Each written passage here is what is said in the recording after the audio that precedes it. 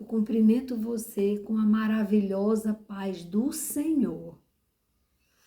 E a palavra que Deus separou para a nossa meditação hoje, nós vamos encontrar no livro de Deuteronômio, no capítulo 30, versículo 19. Olha o que diz a palavra. Os céus e a terra tomo por testemunhas contra vós, de que te tenho proposto a vida e a morte, a bênção e a maldição. Escolhe, pois, a vida, para que vivas tu e a tua descendência.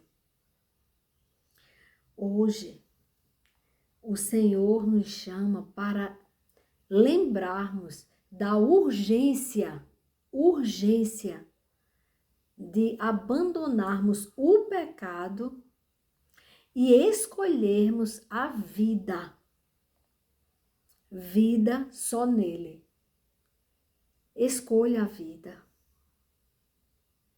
Assim diz o Senhor dos Exércitos, escolha a vida. Hoje, nós estamos no auge do carnaval, onde as pessoas se esquecem completamente de Deus. E aí mergulham na carnalidade. E ali muitos se perdem. Muitas famílias são destruídas. Muitas vidas são ceifadas. E nós temos que lembrar que muitas lágrimas são derramadas. E não tem como você depois tentar consertar o prejuízo. Você não vai conseguir. Então, agora, diga não ao pecado. Diga não à morte. E diga sim para a vida. Escolha Deus. Escolha Cristo. Meu Deus, vocês estão vendo os sinais? Quantos sinais que está próxima a volta de Cristo. E nós não temos mais tempo de brincar com a morte, paquerar com a morte. É muito perigoso. E o Senhor, pela sua infinita misericórdia e bondade, aconselha que você escolha a vida. Ali, Moisés está orientando o povo e orientando Josué, que ia substituí-lo. Ele já tinha cumprido a missão dele. E aí, ele alerta o povo, ele chama o povo à obediência, a dizer não ao pecado, a não cair na loucura do mundo. E ele sabia que havia muitos riscos do povo de Deus perecer. Porque Deus conquistou para eles muitas terras, de povos pagãos, de povos que negavam ao Criador, que adoravam a falsos deuses, feitos por mãos humanas, que deuses não eram, porque só há um único Deus, o Criador dos céus e da terra, que enviou o seu Filho, que estava com ele antes que o mundo existisse, na glória. E ele enviou esse Filho para pagar o preço dos nossos pecados. E todo aquele que nele crê não perece, mas tem a vida eterna. Isso que o Senhor está te ofertando hoje, a vida. E ele diz, escolhe a vida. Nós sabemos os riscos que tem aqui na terra. E nós sabemos que sem ele, nós não vamos conseguir vencer a tentação. Nós não vamos, mas com Ele, com certeza, nós podemos viver longe do pecado, separado do mundo, andando em santidade, com novidade de vida. Essa é a diferença de quando você conhece a verdade, que é Cristo. Quando você conhece a verdade, você entende que nele você vai conseguir, mesmo que você viva mais de 100 anos, você vai conseguir andar sem pecar. E você sabe que se você, na sua caminhada, por algum motivo você vacilar, Ele é misericordioso para estender a mão dele e te levantar. E você se levantar daquele lugar que você caiu e você retomar a caminhada com Cristo. Aqui na terra nós estamos numa caminhada. E muitas vezes o inimigo de Deus tenta criar atalhos com mentiras, porque o pai da mentira é o diabo. E ele tenta confundir você. E hoje você vê quanto que existe de possibilidades de você cair no erro. Por isso que você precisa conhecer as Escrituras Sagradas. Porque nela, na bússola que nos leva para a vida eterna, nós não caímos em confusão, em engano. O espírito de engano paira sobre a terra, enganando as pessoas. E nós temos que ter cuidado. Quando conhecemos a verdade das Escrituras Sagradas, nós não caímos nas mentiras do mundo. Nós não caímos, porque Deus nos dá discernimento. Por isso que é uma arma poderosa a palavra de Deus. Ela te fortalece, ela te dá a direção. Você precisa ler este livro. Muitas vezes, os homens passam anos e anos estudando a ciência. Ótimo. Mas não quer estudar as Escrituras Sagradas, a verdade, a palavra de Deus. Prefere estudar a criação e não o Criador. A ciência é a criação de Deus. Tudo que o cientista estuda é de fatos e de coisas palpáveis que aconteceu, que passou a existir. Mas foi Deus que criou. Aí como é que você quer estudar a criação, mas não quer estudar o Criador? Aquele que fez existir, que trouxe à existência aquilo que não existia. Nós não existíamos. Foi Ele que nos deu o fôlego de vida. Foi Ele quem fez tudo que o homem estuda. O médico estuda o corpo humano, mas o médico estuda uma coisa que já existe, o corpo humano. Ótimo, é muito bom.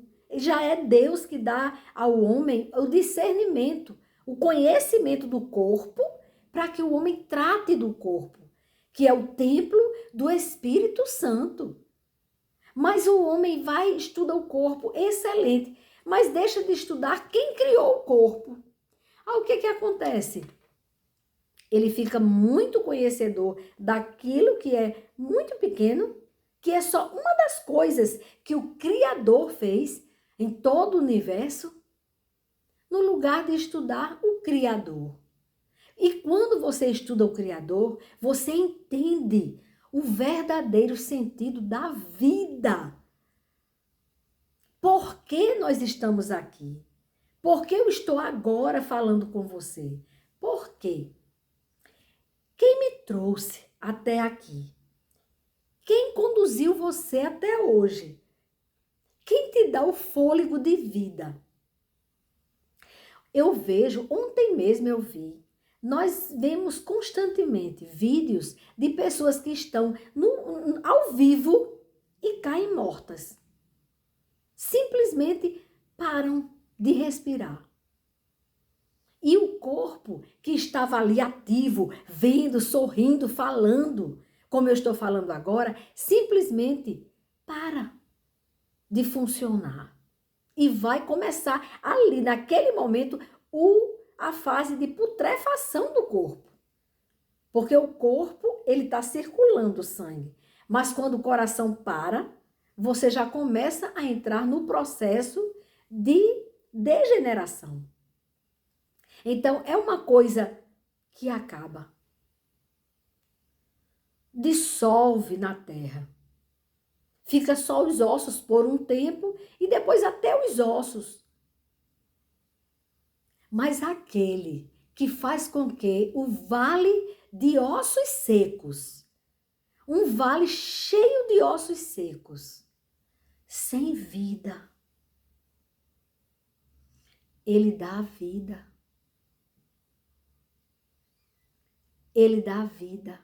Ele ordena e os ossos começam osso com osso. Esse que diz a junção de osso com osso é que mesmo que o meu braço tivesse em outro lugar, esse braço veio até onde estava o meu corpo e se juntou e ali ficou osso cada osso no seu lugar, os ossos todos no seu devido lugar, os esqueletos. Aí o Senhor ordena que ali tenha carnes e tendões. E ali é feito carnes e tendões. E é coberto com pele. Mas ainda não tinha vida.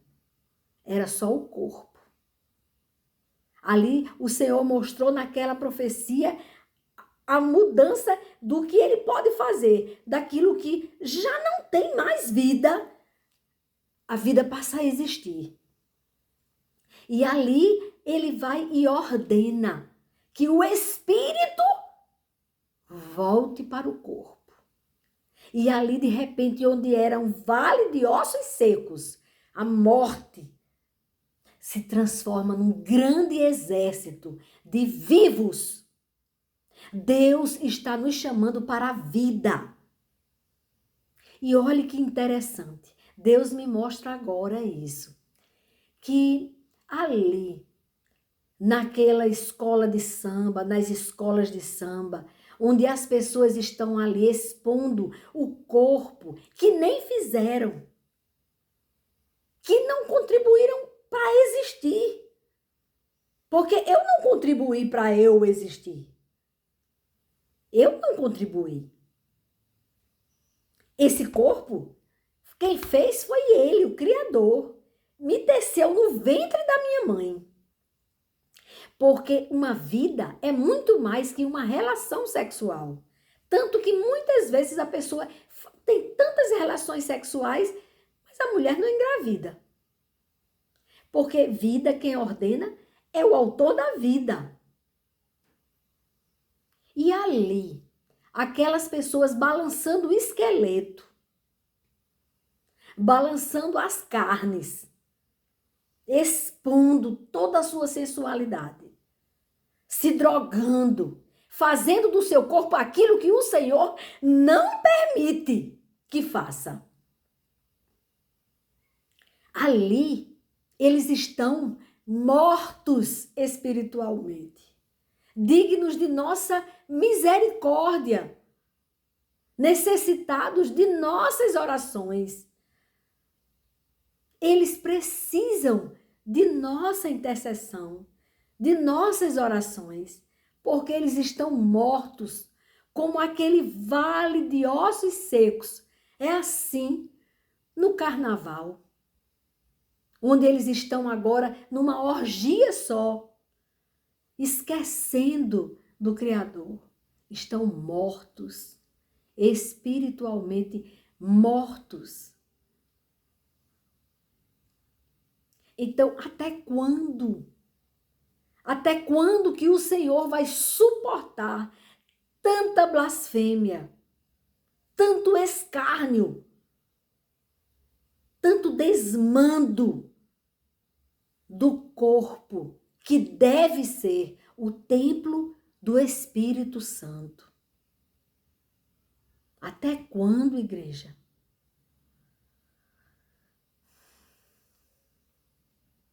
Por isso, tantas profecias, prevendo tantos males, tantas desgraças, falta de graça, falta de Deus. Nós, como povo de Deus, temos obrigação de interceder por eles e de nos manifestar como homem e mulher de Deus. Não na hora que eles estão lá, drogados, que não sabem nem o que a gente está falando. Porque é aquilo que o Senhor despertou para a gente, que não devemos pregar dentro da orgia. Não. Espere que eles saiam da orgia, que eles voltem ao senso normal e fale com pessoas lúcidas e não com pessoas nuas e drogadas. Temos que ter sabedoria, mas temos que ter atitude. Atitude de homens e mulheres de Deus, intercedendo por eles, jejuando por eles, clamando a Deus por eles, clamando pela libertação dos cativos, porque eles estão presos nas teias de Satanás. Eles estão mergulhados no engano. Eles precisam de nossas orações e precisam que a gente fale. O Senhor Jesus disse: ide ao mundo e pregai o evangelho a toda criatura. Todos nós precisamos, eu preciso, você precisa, nós precisamos de ouvir a voz de Deus. De ouvir pessoas que estão ali gastando o seu tempo, abrindo a palavra de Deus e como um atalaia, avisando: o noivo está voltando. Ele vai levar a sua igreja. E nós não podemos ficar, irmãos. Eu ouvi o testemunho de uma irmã, ela chorando muito, desesperada, porque Deus revelou a ela em sonho o arrebatamento. E ela disse que naquele momento que ela estava com aquela multidão de pessoas em um lugar muito grande, como num campo assim muito grande, e as pessoas desorientadas, esperando, angustiadas, vazias, sem ter mais a presença de Deus. E ela viu uma mulher que aparecia ali para ela, que falava com ela, uma mulher muito triste e angustiada. E ela ainda não tinha atinado que já tinha acontecido o arrebatamento e que ela tinha ficado. Ela, que achava que já estava tudo bem. Mas faltava algo. E Deus revelou a ela.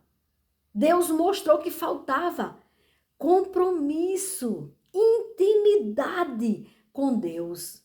É disso que Deus está nos chamando. Não sermos aquele cristão morno que se contenta com: mas eu frequento a igreja.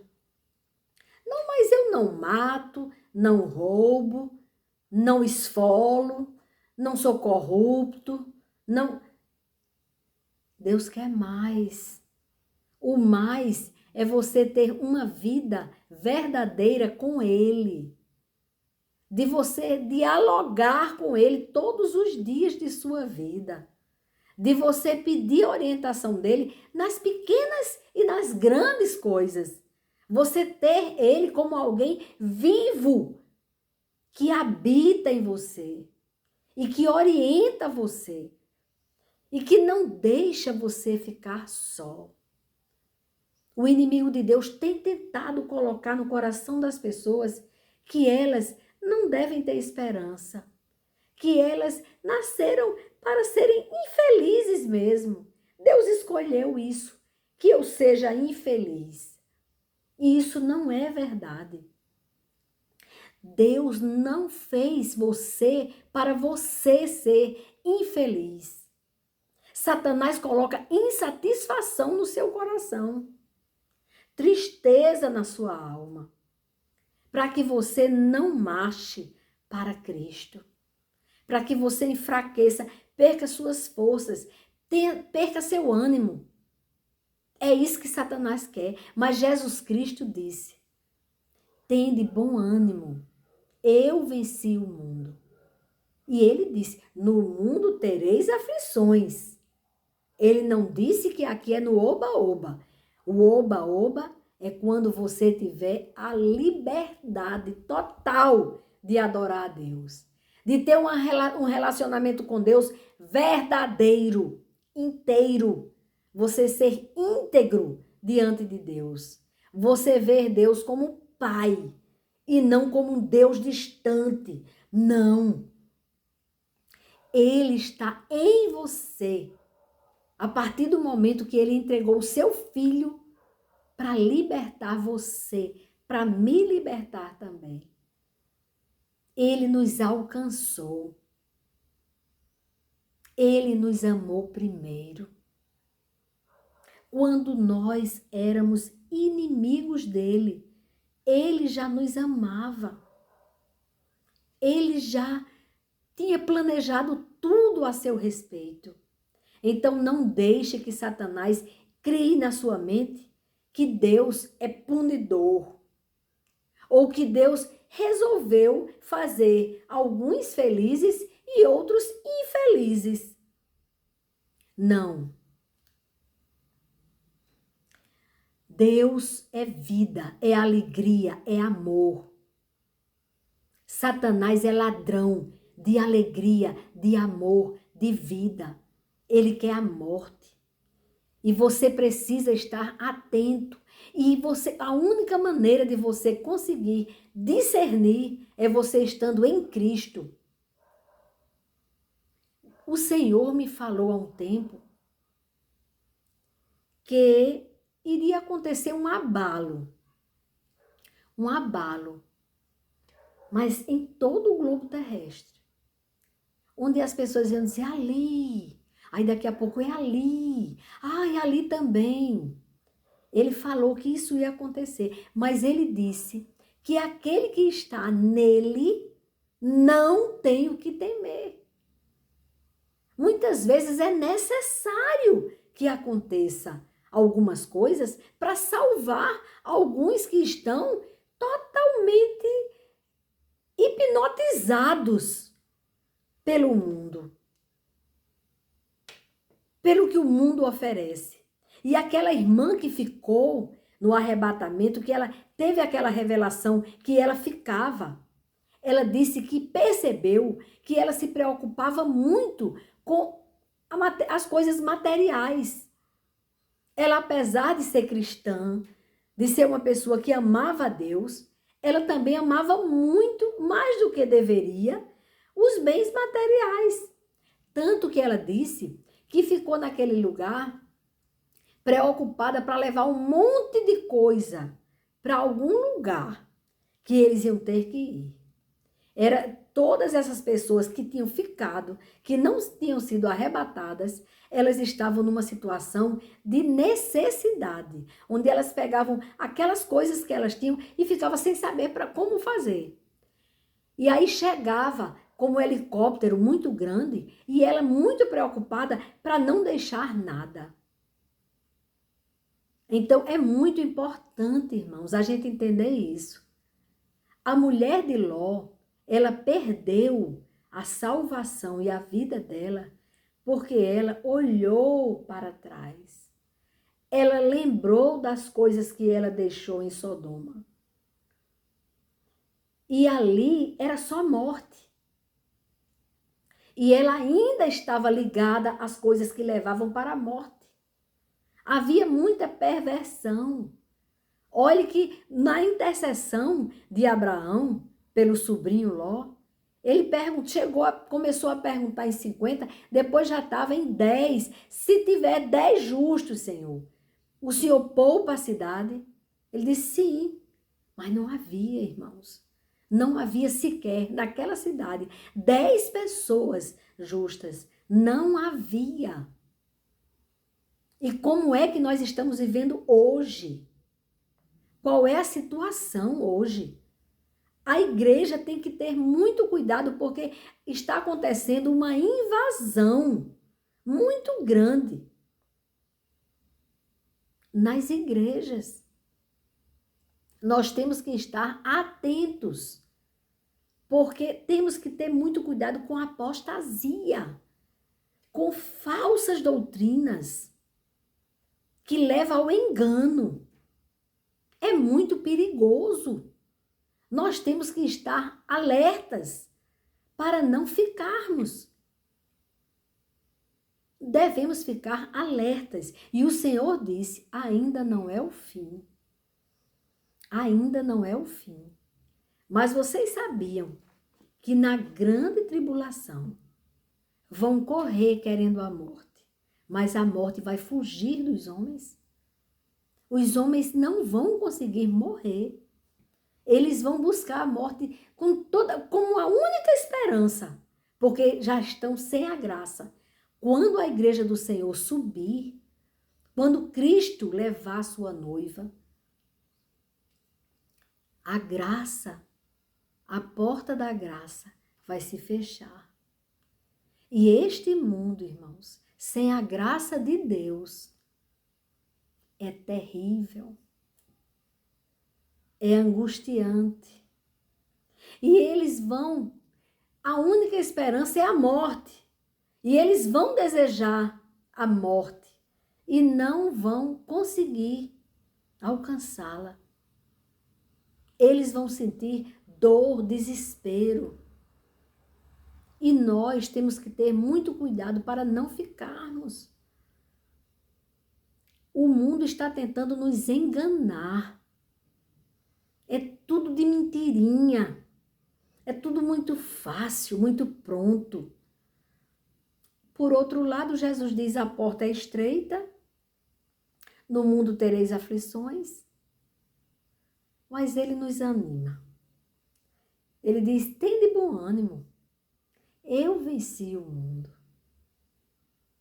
Ele venceu e quer que você, que está desanimado, sem esperança de nada, não sabe mais o que fazer para resolver as coisas materiais que são cobradas de você, você tem que estar perfeito para o mundo.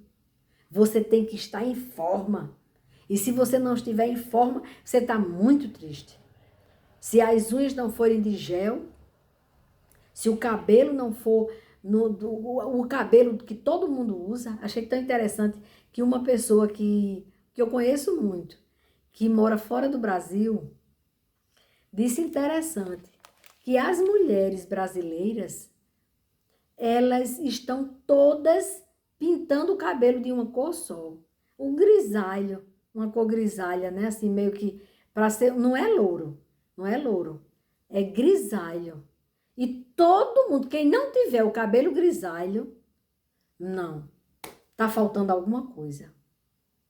Então, essa coisa fútil, que tira a tua paz, que te faz gastar rios de dinheiro, achando que precisa ser reconhecido e aceito por uma sociedade totalmente doente, totalmente carente de Deus, numa crise moral, numa crise geral. Nossa sociedade está doente e ela quer se autoafirmar com muitos, como é o nome, que tira foto, aquilo que agora deu um branco em mim, mas que tem aquela, um nomezinho que todo mundo vive fazendo, tirando as fotos, que aquilo ali, às vezes a pessoa se acabando de dor, com problemas seríssimos, aí sorria, junta para ficar mais magra, aí, não tá bom, não tá legal, peraí, vou apagar esse, eu preciso estar perfeita para Deus. Não, para Deus não, para o Deus que eu criei. O mundo eu fiz dele um Deus. Eu endeusei a sociedade doente que cobra de mim uma perfeição que eles criaram, porque pode prestar atenção que antigamente ninguém tinha essa cobrança de ter que ter os lábios para fora assim. Tem que encher do preenchimento, que fica a coisa mais horrível do mundo. Porque a pessoa não sabe quando parar. Porque a sociedade quer que ele fique mais inchado. E daqui a pouco a pessoa só tem boca. Daqui a pouco a pessoa está totalmente transformada. Para poder tirar as rugas, fica com a cara desse tamanho, tem que elastecer, porque a velhice chega, a gente fica cheia de ruga. Aí o que acontece? Se encher de preenchimento, daqui a pouco está com a cara dessa largura. Mas a sociedade exige isso de você. Você não pode ter rugas. Enquanto isso, você esquece o que eu preciso para ter uma vida eterna. Por isso que hoje a proposta do Senhor é essa. Escolha a vida. Escolha a vida. Porque você sabe que a morte está aí. Satanás está te oferecendo de todos os meios de convencimento para você achar que a morte é a melhor coisa que você pode fazer. É um investimento e tanto. Morrer espiritualmente. Agradar o mundo ao ponto de você ficar deformado, deformada, mas você precisa responder à demanda do mundo. O mundo exige que você use bolsa de não sei quem, sandália de não sei quê, e não sei o que tem mais lá, com a roupa de não sei de quê, com não sei o que mais lá, o celular não sei o quê. É muita exigência. E daqui a pouco você tá cheio de dívida, desesperado, e Deus nessa história. É Ele que está querendo que você seja infeliz? Ou foi você, nas suas decisões precipitadas para corresponder ao mundo, para andar de acordo com o mundo, com uma sociedade doente? Você, pelas suas atitudes para atender, e você ainda não parou, não consegue parar. Você precisa atender. E isso está roubando a sua paz, está roubando a sua comunhão com Deus, porque você já começa a achar que é Deus que quer que você seja infeliz, não foi o mundo que te levou à infelicidade. E Deus está de braços abertos dizendo: eu não desisti de você. Eu não desisti de você. E eu estou aqui para mostrar a você que você não está só nessa jornada. Nesse vale, eu estou segurando na sua mão. Eu não vou deixar você afundar, como eu não deixei Pedro afundar nas águas. Assim, eu não vou deixar você afundar. Você só precisa tirar os olhos do mundo, como Pedro olhou para a onda e limitou o poder de Deus. Então você tire os olhos do mundo e passe a agradar a Deus, que você vai encontrar a plenitude de vida, a alegria eterna, a vida. A vida. Então essa proposta que o Senhor apresentou aqui, tem diante de você o mundão chamando você para a morte. E Jesus dizendo: eu não morri à toa. Eu morri na cruz para te dar vida eterna. E o que você está fazendo com a vida que eu te dei? Então, está diante de você hoje a morte e a vida. Escolha a vida, assim diz o Senhor, aquele que te amou primeiro. Até aqui.